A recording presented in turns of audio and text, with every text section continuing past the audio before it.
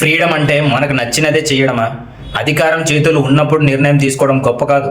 అధికారం వదులుకోవలసి వచ్చినా కూడా ధర్మాన్ని ఎంచుకోవడమే గొప్పతనం. రామాయణంలో శ్రీరాముడికి మాత్రమే రాజాధికారం దక్కాలి బేసిక్గా. కానీ రాజుగా పట్టాభిషేకం జరగాల్సిన సమయంలో తన తండ్రి చెప్పారనే ఒకే ఒక మాటతో 14 సంవత్సరాలు వనవాసానికి వెళ్ళారు. అతను అనుకుంటే ఇది నా హక్కు, నేనెందుకు వెళ్ళాలి అని ప్రశ్నించవచ్చు. ఎందుకంటే అతని దగ్గర మహత్తరమైన శక్తి ఉంది, ప్రజల మద్దతు ఉంది, రాజ్యాన్ని చూసుకునే సామర్థ్యం కూడా ఉంది.